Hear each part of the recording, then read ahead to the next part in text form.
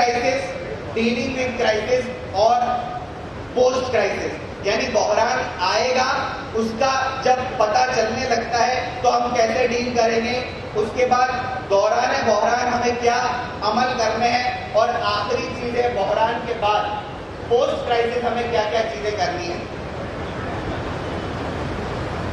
یہ وہ تین چیزیں, پری کرائسس, دوسرا ہے ڈیلنگ ود کرائسس, اور تیسری چیز ہے پوسٹ کرائسس. یہ تینوں الگ الگ ادوار ہوتے ہیں, بحران آنے سے پہلے کا زمانہ, بحران کے وقت کا زمانہ, اور بحران کے بعد کا زمانہ. اب جو اہم چیز یہ تمہید تھی, اس کے بعد ہمیں بحران کے وقت میں کیا کرنا ہے. اس جماعت کو جو یہاں پر موجود ہے اور جو قیادت کے علم بردار ہے, جو جمعیت علماء ہند کے نیزے کے تحت بہت سارے مختلف کام کر رہے ہیں. آج صبح ہم نے تجاویز کو دیکھا, کتنی اہم اہم چیزیں ہمارے سامنے آئی. آج شام کی مجلس میں اور کل کی مجلس میں بھی اور تجاویز سامنے آئے گی. وہ تمام کام جو ہم کر رہے ہیں اس کو ہم اپنی امت کے ایک ایک فرد تک کیسے پہنچائے, اس کے لیے کرائسس یعنی بحران کے وقت قیادت کے ماڈلز ہمارے سامنے ہونے چاہیے, جو آلریڈی ہمارے پاس قرآن کریم میں موجود ہے. اور میں اس کی کچھ مثالیں آپ کے سامنے دینا چاہوں گا. آپ نے دیکھا یہ قرآن کریم میں انبیاء کے وہ واقعات ہیں جو اپنے اپنے زمانے میں مختلف قسم کے کرائسس اور بحران میں انہوں نے اپنی امت کو اس سے نکالا. آپ ایک ایک چیز دیکھ رہے ہیں. اللہ کے رسول صلی اللہ علیہ وسلم کا نام سر فہرست ہے. ہم انشاءاللہ آگے جو 10 سٹیپس دیکھیں گے اس میں بھی ایک اللہ کے رسول صلی اللہ علیہ وسلم کی سیرت سے واقعے کو سامنے لے کر بات کریں گے. لیکن آپ ان انبیاء کی سیرت کو دیکھیے, اور ان انبیاء کی سیرت میں ان کے زمانے میں ان کی امت کے دوران جو کرائسس پیش آئے اس کو غور کریے, اس کا اسٹڈی کریے, اس کا مطالعہ کریے کہ ان حالات میں انبیاء نے کیا کیا اور قرآن ہماری ان حالات میں کیا رہنمائی کرتا ہے. اللہ کے رسول صلی اللہ علیہ وسلم کا واقعہ, حضرت نوح علیہ السلام کا جو پورا واقعہ ہے, کتنے سالوں تک انہوں نے دعوت چلائی, اور پھر امت جن کو دعوت اور ہدایت ملنی تھی وہ راہ راست پر آ گئے. اس کے بعد حضرت نوح علیہ السلام نے کشتی بنائی. کس طریقے سے کشتی بنانے کے دوران بھی آپ کو پریشانیوں کا سامنا کرنا پڑا, لیکن ان تمام چیزوں کے ساتھ وہ تمام بحران اور تمام کرائسس سے آپ کیسے نکلے. حضرت داؤد علیہ السلام کا واقعہ, حضرت موسیٰ علیہ السلام کا واقعہ, اور کتنے الگ الگ قسم کے واقعات حضرت موسیٰ علیہ السلام کی سیرت میں ہمیں ملتے ہیں جو قرآن میں الگ الگ مقامات پر بیان کیے گئے. تو حضرت موسیٰ علیہ السلام کی سیرت میں کرائسس کے بے شمار واقعات ہمیں ملیں گے. اس کے بعد حضرت سلیمان علیہ السلام کا واقعہ, حضرت ذوالقرنین کا واقعہ کہ کس طریقے سے مشرق مغرب الگ الگ جگہ پر گئے اور الگ الگ جگہ پر الگ الگ مسائل تھے, حضرت ذوالقرنین نے ان مسائل کو حل کیا. یہ وہ چیز ہے جو آپ کی سیرت سے ہمیں ملتی ہے کہ الگ الگ مقامات پر الگ الگ مسائل تھے, مختلف قسم کے متنوع قسم کے مسائل تھے, اور کس طریقے سے وہ اس میں سے نکلے. اور پھر آخر میں حضرت یوسف علیہ السلام کی سیرت اور ان کا جو پورا واقعہ ہے کہ کس طریقے سے ان کو کنویں میں ڈالا گیا, کس طریقے سے وہ بازار مصر میں فروخت ہوئے, کس طریقے سے وہ عزیز مصر کے گھر پر پہنچے, کس طریقے سے عزیز مصر کی بیوی کے فتنے سے وہ بچے, کس طریقے سے وہ جیل میں گئے, کس طریقے سے جیل کی سختیوں کو انہوں نے برداشت کیا, پھر وہاں سے نکلے اور ایک کرائسس کے وقت میں ہی وہ جیل میں سے نکلے, اور جیل میں سے نکلنے کے بعد وہ جو غلہ ختم ہو چکا تھا اور جو خواب بادشاہ نے دیکھا تھا اس کے مطابق اس کرائسس سے نکلنے کا انہوں نے کس طریقے سے انتظام کیا. تو یہ انبیاء کی سیرت میں بحران اور کرائسس سے نکلنے کے بہت سارے فارمولے ہمیں ملتے ہیں. آئیے اب جو 10 سٹیپ کو ہمیں فالو کرنا ہے, یہ وہ 10 سٹیپس ہیں جن کو ہمیں فالو کرنا ہے بحران کے وقت, کرائسس کے وقت. اور ان 10 سٹیپس کو ہم اللہ کے رسول صلی اللہ علیہ وسلم کی سیرت کے ایک واقعے کی روشنی میں دیکھیں گے. آپ سب تیار ہیں اور بیدار ہیں؟ ماشاءاللہ. چلیے وہ 10 سٹیپس جو یہاں سے لے کر جانے والے پیغامات ہیں, میں امید کرتا ہوں ان 10 سٹیپس کو آپ نوٹ ڈاؤن کریں گے. اور اس پر عمل کرنے کی پوری کوشش کریں گے. آپ نوٹ ڈاؤن کریے یا آپ پکس لے لیجیے, پکچر فوٹوز لے لیجیے, تاکہ وہ چیزیں آپ گھر تک لے جائیں اور اس کو عام کر سکیں. سب سے پہلا اسٹیپ ٹوٹل ٹرانسپیرنسی. ایک قائد جو ہوتا ہے بحران اور کرائسس کے وقت وہ جو عمل کرے گا اس میں سب سے پہلا اسٹیپ ہے ٹوٹل ٹرانسپیرنسی. کیا مطلب ٹوٹل ٹرانسپیرنسی کا؟ مکمل شفافیت, یعنی اپنے معاملات اور جو حالات ہیں وہ پورا اپنی ٹیم کے سامنے کھولے گا. جب وہ اپنی ٹیم کے سامنے ہر چیز کو کھولے گا اور ٹیم سے بھی مشورے طلب کرے گا, تب جا کر وہ کسی نتیجے پر پہنچے گا. اور یہ جو 10 اسٹیپس ہے اس کا سب سے بہترین نمونہ آپ اگر اٹھا کر دیکھیں گے تو اللہ کے رسول صلی اللہ علیہ وسلم کی سیرت میں غزوہ خندق کا واقعہ پائیں گے. آپ غزوہ خندق کو اپنے تصور میں لائیے اور پہلا اسٹیپ سامنے رکھیے, ٹوٹل ٹرانسپیرنسی. لیڈرشپ یعنی بحران کے وقت میں جب ایک قائد اپنی ٹیم کو لے کر چلتا ہے, سب سے پہلی چیز جس کی اس کو ضرورت ہوتی ہے وہ ہے ٹوٹل ٹرانسپیرنسی, یعنی اپنا معاملہ اپنی ٹیم کے سامنے صاف کرے اور ہر چیز میں اپنی ٹیم سے مشورہ کرے. آپ دیکھ سکتے ہیں اس کو پڑھتے بھی چاہیے تاکہ آپ کے ذہن میں وہ چیزیں بیٹھتی جائے, کیونکہ یہ چیزیں آپ کو اس جمعیت علماء کے پلیٹ فارم سے لے کر جانی ہے اور اپنے اپنے علاقے میں اس کو امپلیمنٹ کرنا ہے تاکہ اس کے ریزلٹ اور نتائج ہمارے سامنے آئیں. کیا آپ سب تیار ہیں انشاءاللہ؟ زور سے. سب سے پہلی چیز ہے ٹوٹل ٹرانسپیرنسی. آپ نے پڑھ لیا یہ چیز کہ ٹیم کو ایک گروپ میں رکھنا, اچھے اور برے کا جو اچھے اور برے کا اشتراک ہے, ایماندارانہ تاثرات کا خیر مقدم کرنا, واضح قابل اعتماد مواصلات. یہ جو چیزیں تھیں آپ غزوہ خندق کے واقعے کو لیجئے کہ جب غزوہ خندق کا واقعہ پیش آیا اللہ کے رسول صلی اللہ علیہ وسلم نے سب سے پہلے کیا کیا؟ مشورہ طلب کیا صحابہ سے, اور پھر کس کے مشورے پر خندق کھودی گئی؟ جی, حضرت سلمان کے مشورے پر جب خندق کھودی گئی. یہ پہلا اسٹیپ تھا ٹوٹل ٹرانسپیرنسی کا. اب کیونکہ ہم ایک جماعت ہے, ہم ایک تنظیم ہے, ملک اور ملت کے لیے ہمیں بڑا کام کرنا ہے, تو ٹوٹل ٹرانسپیرنسی کا کام ہر چیز میں نظر آنا چاہیے, ایک چیز تک محدود نہیں ہونا چاہیے. ہمارے معاملات بالکل صاف ہو, ہمارا مالیات بالکل صاف ہو, کوئی رات میں 1 بجے بھی ہمارے گھر پر دستک دے اور کہے کہ آپ ہمارے علاقے کے ذمہ دار ہو, آپ نے فلاں وقت میں فلاں جگہ پر لوگوں کا اتنا تعاون لیا, اس کا حساب ہمارے پاس ایک چیز کا حساب موجود ہونا چاہیے. اسی کا نام ہے ٹوٹل ٹرانسپیرنسی. لوگوں کو اگر کوئی ادنا آدمی بھی آ کر ہم سے سوال کرے تو ہمارے پاس جواب ہونا چاہیے. اگر ہمارے پاس جواب نہیں ہے تو ہماری قیادت میں کہیں نہ کہیں تھوڑا بہت نقص ہے.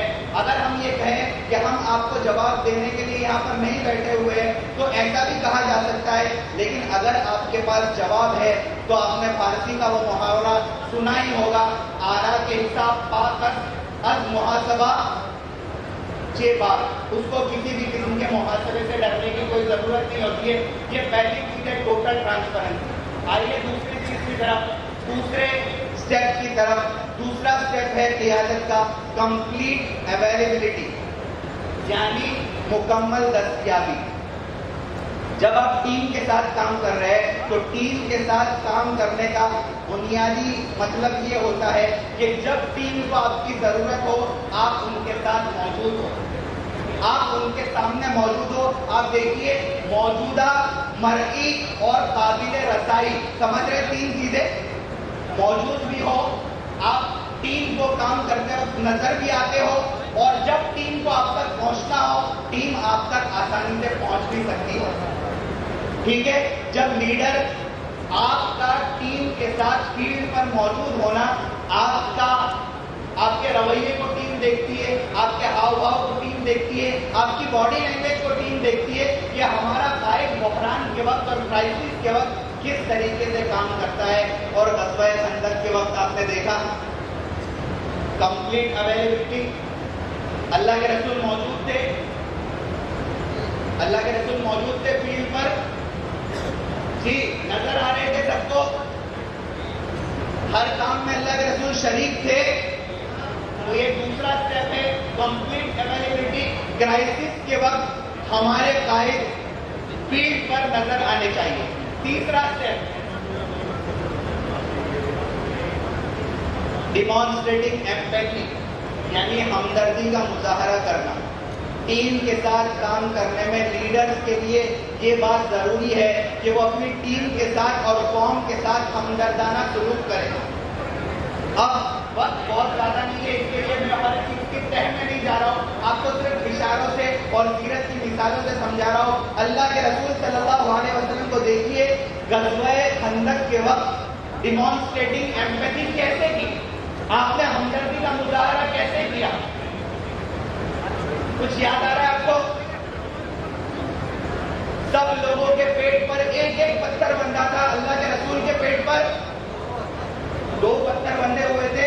حضرت جابر کو اطلاع ملتی ہے کہ اللہ کے رسول بھوکے ہیں, گھر جا کر اپنی بیوی سے کہتے ہیں کہ میرا نبی بھوکا ہے, گھر پر کھانے کے لیے کچھ ہے؟ بیوی کہتی ہے ایک چھوٹا سا بکری کا بچہ ہے, اس کے علاوہ کچھ نہیں ہے, تم اللہ کے رسول کو بلا کر لاؤ, میں ان کے سامنے کھانا رکھ دوں گی. اور حضرت جابر جب نکل رہے ہوتے ہیں, حضرت جابر کے کان میں بیوی کہتی ہے دیکھنا اللہ کے رسول اکیلے آئے, بہت سارے لوگوں کو ساتھ لے کر نہ آئے, کیونکہ کھانا بولیے نا تھوڑا سا تھا. لیکن جیسے ہی حضرت جابر نے اللہ کے رسول کو جا کر بتایا کہ کھانا گھر پر موجود ہے اور 1-2 آدمی کا ہی کھانا ہے, آپ اکیلے تشریف لائیے, 1-2 صحابہ کو ساتھ لے لیجیے, اللہ کے رسول نے کیا کیا بتائیے نا؟ اللہ کے رسول نے کیا کیا؟ اعلان کیا. یہ کیا ہے؟ Demonstrating empathy. اللہ کے رسول نے ہمدردانہ سلوک کیا, لوگوں کو اعلان کر دیا کہ چلو جابر کی دعوت ہے. جابر حواس باختہ ہو کر گھر پر پہنچتے ہیں اور بیوی کو کہتے ہیں کہ اللہ کے رسول نے تو اعلان کر دیا. دیکھیے یہاں پر بیوی کی سمجھداری. بیوی کہتی ہے کہ کیا تم نے بتا دیا تھا کہ 1-2 آدمی کا ہی کھانا ہے؟ تو کہا کہ ہاں میں نے بتا دیا تھا. تو پھر کوئی بات نہیں, یہ تمہاری نہیں اللہ کے رسول کی دعوت ہے, اللہ تعالیٰ کھانے کا انتظام کرنے والا. فٹ ہو رہی ہے بات؟ ڈیمانسٹریٹنگ ایمپیتھی آپ نے دیکھی, یہ لیڈر کے اندر ہونی چاہیے. اس کے بعد کی جو چیز ہے پرسنل اکاؤنٹیبلٹی. اللہ کے رسول پرسنل ہر چیز میں اکاؤنٹیبل تھے. غزوہ خندق کے موقع پر جب چٹان نہیں ٹوٹ رہی تھی صحابہ سے, تو اللہ کے رسول سے آ کر کہا کہ اللہ کے رسول چٹان ہم سے نہیں ٹوٹ رہی ہے. اللہ کے رسول اکاؤنٹیبل تھے, اپنے آپ کو اکاؤنٹیبل اللہ کے رسول نے بنایا. اللہ کے رسول نے یہ نہیں کہا کہ چٹان نہیں ٹوٹ رہی ہے میں کیا کروں, اپنے عملے کو لگاؤ اور کیسے بھی توڑو. اللہ کے رسول نے کہا کوئی بات نہیں میں آتا ہوں. اور پھر اللہ کے رسول نے کیا کیا بتائیے نا, خود چٹان توڑی اللہ کے رسول نے. یہ ہے اکاؤنٹیبلٹی, اللہ کے رسول خود موجود تھے. چلیے 5واں اسٹیپ ڈسٹریبیوٹنگ لیڈرشپ. اللہ کے رسول نے قیادت کو تقسیم کیا. دیکھیے آج حضرت مولانا محمود صاحب صبح جو یہ بات بتلا رہے تھے, کام لینا اور کام کرانا, یہ بہت ضروری ہے ہماری ٹیم کے لیے کہ ہم اپنی ٹیم سے کیسے کام لیتے ہیں. اور کام لینے کے لیے آپ کو لیڈرشپ تقسیم کرنی پڑے گی, کام کو ڈیلیگیٹ کرنا پڑے گا, لوگوں کو گائیڈ بنانا پڑے گا. ایک زمانہ تھا جب لوگ یہ کہتے تھے کہ good leaders are those who create good followers, کہ اچھے لیڈرز وہ ہوتے ہیں کہ جن کے پیچھے بہت سارے متبعین ہوتے ہیں. لیکن یہ پرانی بات ہے. اب لوگ یہ کہتے ہیں کہ اچھے لیڈر وہ ہوتے ہیں جو اچھے لیڈرز کریٹ کر سکتے ہیں. اچھے فالوورز نہیں، اچھے لیڈرز کریٹ کر سکتے ہیں. اور حضرت مولانا کی اور جمعیت کی محنت اور یہاں پر یہ جمع غفیر کا موجود ہونا اس بات کا اشارہ ہے کہ ہم یہاں پر لیڈر تیار کرنے کی محنت کر رہے ہیں. تو سب قائد بننے کے لیے تیار ہے. غزوہ خندق کے موقع پر اللہ کے رسول صلی اللہ علیہ وسلم نے مختلف مقامات پر محاذ بنائے اور مختلف مقامات پر محاذ بنا کر ہر محاذ پر الگ الگ لیڈر بنائے کہ نہیں بنائے. چلیے اس کے بعد دیکھیے آگے ایکٹنگ ڈیسائسیولی. یہ بہت زیادہ ضروری چیز ہے کہ ہمیں بحران کے وقت اور کرائسس کے وقت لیڈرشپ کے لیے جو ٹیکٹکس کی ضرورت ہوتی ہے وہ اپنانا چاہیے. اور اللہ کے رسول نے کس طریقے سے اس کو اپنایا؟ حضرت حذیفہ بن یمان کو کہاں بھیجا تھا اللہ کے رسول نے؟ اللہ کے رسول نے حضرت حذیفہ بن یمان کو کہاں بھیجا تھا؟ سامنے والے مقابل کے حالات کو معلوم کرنے کے لیے. صحیح ہے کہ نہیں؟ آپ کو سمجھ میں آ رہا ہے ایکٹنگ ڈیسائسیولی، فیصلہ کن طور پر کام کرنا. اور دیکھیے حضرت حذیفہ کو ایک بات کی طرف اللہ کے رسول نے تاکید کر کے کہا تھا کہ وہاں جانے کے بعد کچھ کرنا مت، جا کر صرف حالات کا جائزہ لے کر واپس آ جانا. اور وہاں حضرت حذیفہ بن یمان کو حضرت ابو سفیان جو اس وقت ایمان نہیں لائے تھے ان کا کام تمام کرنے کا موقع مل رہا تھا، لیکن اللہ کے رسول کا فرمان تھا ایکٹنگ ڈیسائسیولی. سمجھ رہے ہیں ہم لوگ بات؟ اس کے اوپر عمل کرنا بہت ضروری ہے، وقت اور حالات کی نزاکت کو سمجھتے ہوئے کام کرنا. اس کے بعد ساتویں چیز ہے بیلنسنگ پریورٹیز. کون سے وقت کون سے کام کو آگے لے کر چلنا ہے، کون سے کام کو ہمیں فوقیت دینی ہے، کون سے کام کو اہمیت دینی ہے، اس کا ہمیں خیال رکھنا بہت زیادہ ضروری ہے، بہت زیادہ ضروری ہے.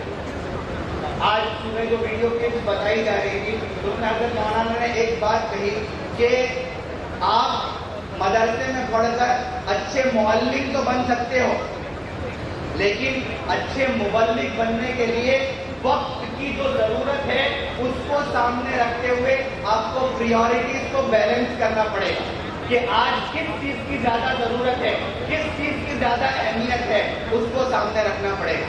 اللہ کے رسول کو غزوہ خندق کے موقع پر بہت ساری جنگی طریقے آتے تھے، لیکن بیلنسنگ پریورٹیز یعنی کون سی چیز کی ابھی ضرورت ہے اس کو سامنے رکھتے ہوئے حضرت سلمان کے مشورے پر عمل کیا. سمجھ میں آ رہی ہے بات اور سیرت کے ساتھ جڑ رہی ہے بات. چلیے آٹھویں چیز ہے فوکس سسٹینیبلٹی. ہمیں سسٹین رہنا ہے. کبھی کبھی کرائسس کے وقت ہم اتنی اپنی طاقت لگا دیتے ہیں کہ پھر کرائسس کے بعد کا جو زمانہ ہوتا ہے ہم اس میں اپنی سسٹینیبلٹی کو کھو دیتے ہیں. ہمارے پاس پائیداری باقی نہیں رہتی، ہم میدان پر موجود نہیں ہوتے. کیوں؟ کیونکہ ہم نے اس زمانے میں اپنا سب کچھ لگا دیا. سسٹینیبل ہونے کے لیے ضروری ہے کہ آپ پری کرائسس اور پوسٹ کرائسس دونوں چیزوں کو سامنے رکھتے ہوئے کام کریں. پری کرائسس کے دوران اور کرائسس کے بعد جو چیزیں ہیں تمام چیزوں کو سامنے رکھتے ہوئے کام کریں تو آپ سسٹینیبل رہ سکتے ہیں، جیسے کہ اللہ کے رسول صلی اللہ علیہ وسلم نے کیا خندق کے موقع پر اور خندق کے بعد کے جو واقعات پیش ہیں. اس کے بعد آفٹر ایکشن ریویو، یہ بہت زیادہ ضروری ہے. آفٹر ایکشن ریویو یعنی کسی بھی کام کو کرنے کے بعد آپ اس کا ریویو لیجیے کہ کام کو کرنے کے بعد کیا نتیجہ ہمارے سامنے آئے، کام کو کرنے کے بعد کیا کارگزاری ہمارے سامنے آئی. اگر ہمیں کامیابی ملی تو کتنے وقت میں ملی، کتنا خرچہ ہم نے کیا اور کتنے چیزیں اور کتنے اسباب کا استعمال کرتے ہوئے ہمیں کامیابی ملی، اور کیا ہم ان اسباب سے کم اسباب کو سامنے رکھتے ہوئے کامیابی حاصل کر سکتے ہیں. اور اگر ہم کسی مشن میں فیل ہوئے تو ناکامی کے وجوہات کیا تھے، اس کو کہتے ہیں آفٹر ایکشن ریویو. اللہ کے رسول نے غزوہ خندق کو آپ دیکھیے کھول کر کس طریقے سے آفٹر ایکشن ریویو کیا. آپ کو بنی قریظہ کا مسئلہ پتا ہے کہ وہ ایک قلعے میں جا کر بند ہو گئے تھے. اللہ کے رسول نے پھر خندق کے بعد ان کے ساتھ کیا معاملہ کیا، یہ تمام چیزیں آفٹر ایکشن ریویو کے تحت آتی ہیں. تو کوئی بھی معاملہ کرنے کے بعد پری یعنی کام سے پہلے کیا نتیجے ہے، کام کے درمیان میں کیا نتیجے ہے اور کام کے بعد کیا نتیجے ہے، ان تمام چیزوں کو سامنے رکھنا چاہیے. 10واں اور آخری پوائنٹ ہے لرننگ ایجیلٹی، یہ بہت اہم چیز ہے. مسائل ہمارے سامنے کبھی کبھی ایسے آ جاتے ہیں کہ کیا کرنا ہمیں پتہ نہیں چلتا. ایسے موقع پر بھی ہمیں یہ کہا گیا احون البلیتین کو اختیار کرنا، یعنی دو برائیوں میں سے جو برائی کم درجے کی ہے اس کو اختیار کر کے ہمیں لرننگ ایجیلٹی کو سامنے رکھنا چاہیے. یہ 10 پوائنٹ آپ کے سامنے غزوہ خندق کی روشنی میں پیش کیے گئے. آپ حضرات کو سمجھ میں آئے؟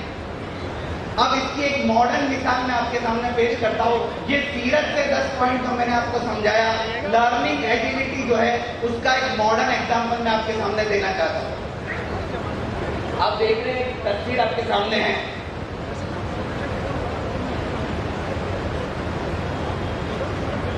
یہ ایک بہت ہی مشہور واقعہ ہے جس کو میریکل آف ہڈسن کہتے ہیں. یہ کیپٹن سولی ہے. یہ ایک ایئرپورٹ سے پلین چلاتے تھے، پائلٹ تھے. یہ جیسے ہی اپنا پلین لے کر اڑے، پلین لے کر اڑنے کے ساتھ ہی تھوڑی سیکنڈ کے درمیان ایک پرندوں کا قافلہ پلین کے سامنے آ گیا جو کانچ سے ٹکرا گیا اور پلین بے قابو ہو گیا.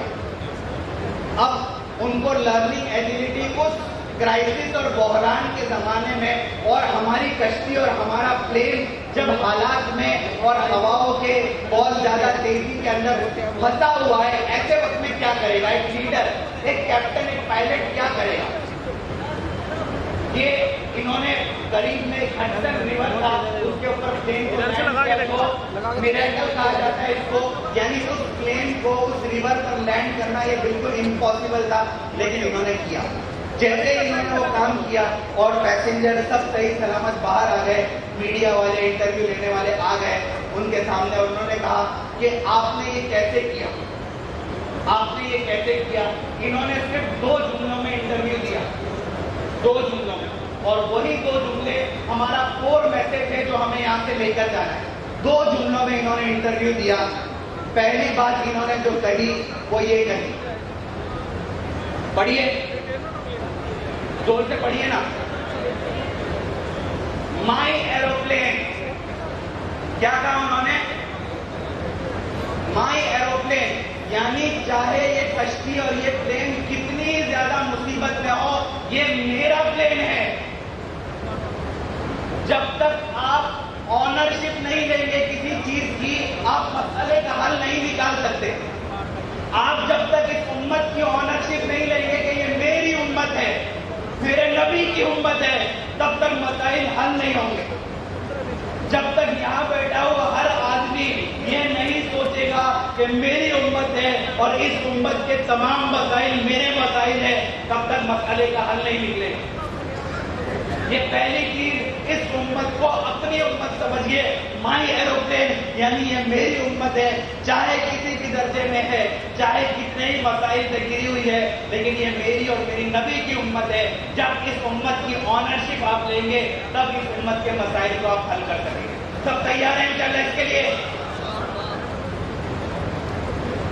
دوسرا جملہ جو انہوں نے کہا وہ کہا they did it. یعنی یہ جو بھی کام کیا ہے میں نے نہیں کیا ہے، میری ٹیم نے کیا ہے، میری ٹیم کا کام ہے. پوری کریڈٹ خود نے نہیں لے لی. لیڈرشپ کی بنیادی چیز، جب بھی کام ہوتا ہوا نظر آئے، لیڈر کریڈٹ خود نہ لے کہ یہ کام میں کر رہا ہوں، اپنی ٹیم کو کریڈٹ دے کہ یہ جو کام ہوا، یہ جو میریکل ہوا، یہ جو پلین ریور پر لینڈ ہو گیا، یہ میں نے نہیں کیا، میری پوری کرو کی جو ٹیم پلین میں موجود تھی انہوں نے سب نے مل کر کیا. اور یہ ٹیم ورک بہت زیادہ ضروری ہے. یہ دونوں چیزیں سمجھ میں آ گئی؟ انشاءاللہ اس کو لے کر جائیں گے یہاں سے. اس امت کو اپنی امت سمجھیں گے اور اس کے مسائل تک پہنچنے کی کوشش، مسائل کے حل تک پہنچنے کی کوشش کریں گے. اب جو آخری بات ہمارے سامنے آئی ہے وہ ہے ٹیم. اس کے لیے بس ایک چھوٹی سی کہانی آپ کے سامنے پیش کر کے اپنی بات کو ختم کروں گا. یہ آپ کے اسکرین پر آپ کو کچھ نظر آ رہا ہے؟ آپ کو نظر آ رہا ہے؟ اس کو دیکھ کر کوئی کہانی یاد آ رہی ہے آپ کو؟ بولیے نا، کیا ہے یہ؟ کون جیتتا ہے اس میں؟ جی کچھوا جیتتا ہے. اور اس سٹوری کا مورل کیا ہے؟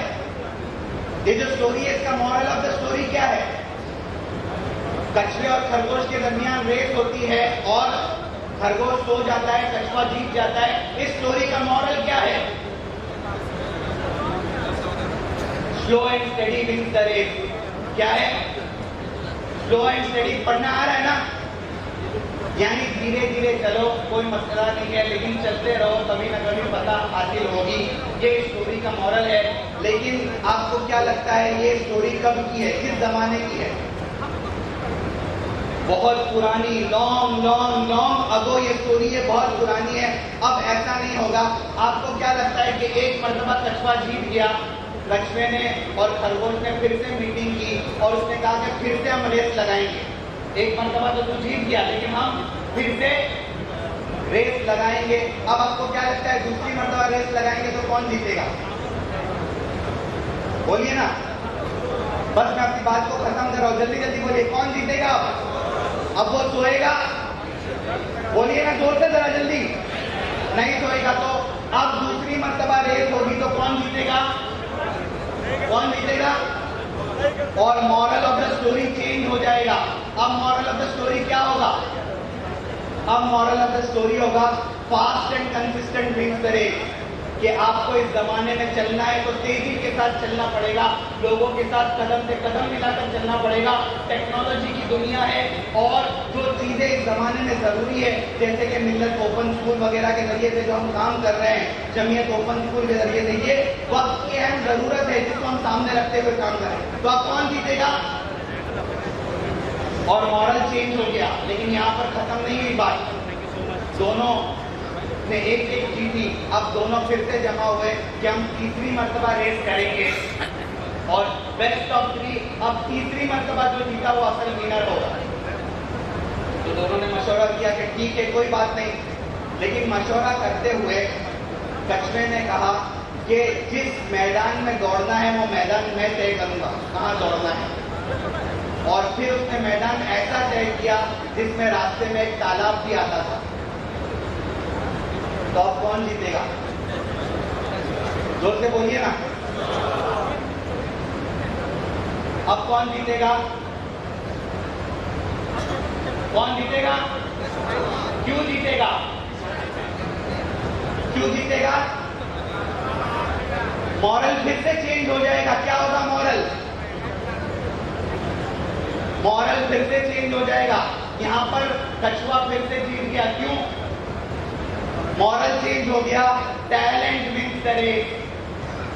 اللہ تعالیٰ نے کچھوے کو 2 صلاحیتیں عطا کی تھی، خرگوش کے پاس ایک ہی صلاحیت تھی. ہمیں جمعیت کے پلیٹ فارم سے کام کرنے میں اپنی صلاحیتوں کا اضافہ کرنا پڑے گا. اس طریقے سے آج صبح مولانا صدیق اللہ خان صاحب بیان کر رہے تھے کہ ایک ہاتھ میں قرآن، ایک ہاتھ میں دستور. یہ بھی کہتے ہیں کہ ایک ہاتھ میں قرآن کریم اور احادیث اور دوسرے ہاتھ میں کمپیوٹر اور ٹیکنالوجی. جو ضرورت ہے ان تمام ٹیلنٹ کو ہمیں اپنانا پڑے گا اور اس کے ساتھ جمعیت کے پلیٹ فارم سے کام کرنا پڑے گا. آپ تو تیار ہے؟ لیکن اس سے بھی آگے کی میں آپ کو بات بتاؤں. اس سے بھی آگے کی بات، انہوں نے 4تھی مرتبہ ریس لگائی اور 4تھی مرتبہ ریس جب لگائی انہوں نے تو معاملہ کچھ ایسا ہو گیا اور پھر سے ماڈل چینج ہو گیا. ماڈل بن گیا team work wins the race. ایک دوسرے کی صلاحیتوں کو استعمال کرنا سیکھیے. ایک دوسرے کی صلاحیتوں کو استعمال کرنا سیکھیے کیونکہ اللہ تبارک و تعالیٰ نے ہر انسان کو الگ الگ صلاحیتوں سے نوازا ہے. دونوں نے مل کر ٹیم بنا لی. جہاں تیز دوڑنے کی ضرورت پڑتی تھی وہاں خرگوش کچھوے کو اپنے کندھے پر بٹھا لیتا تھا اور جہاں پانی میں جانے کی ضرورت پڑتی تھی وہاں کچھوا خرگوش کو اپنے کندھے پر سوار کر لیتا تھا. دونوں جیت جاتے تھے.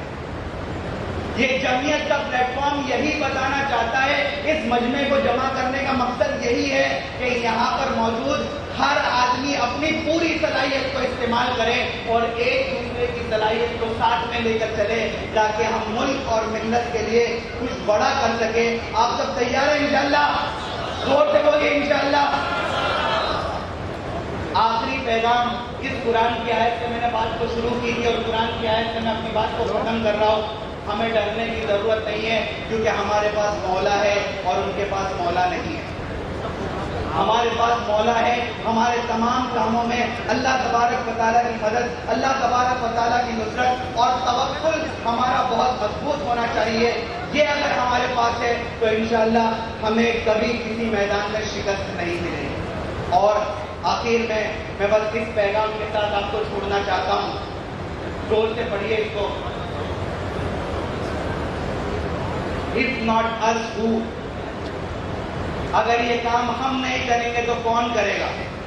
اللہ کے واسطے اس کو بتائیے کہ اگر یہ کام امت کو پریشانی کی مجدار سے نکال کر کنارے تک پہنچانے کا کام اگر ہم علماء کی جماعت نہیں کرے گی تو کون کرے گا؟ بتا دیجیے۔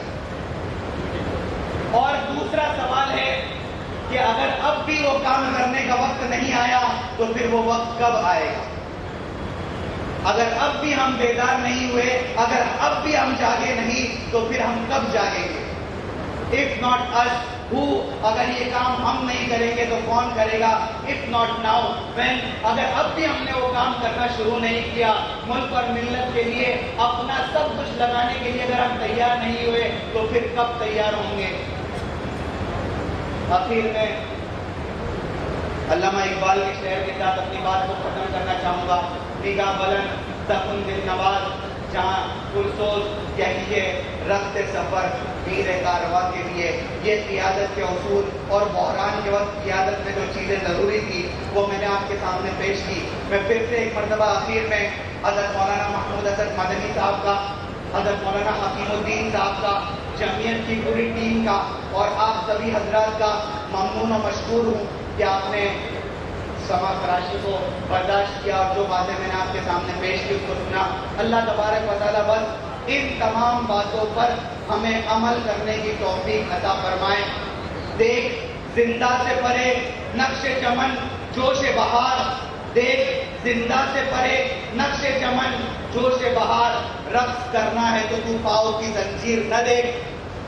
منزل بہت دور ہے اور سفر بہت کٹھن ہے، لیکن رقص کرنا ہے تو پاؤں کی زنجیر نہ دیکھ۔ اللہ پر بھروسہ کرو، آگے چلتا رہے۔ اللہ تبارک و تعالیٰ ہمارا حامی اور ناصر ہے۔ اللہ ہمیں کہنے سننے سے زیادہ عمل کرنے کی توفیق عطا فرمائے۔ السلام علیکم ورحمۃ اللہ وبرکاتہ۔ جزاک اللہ احسن الجزاء۔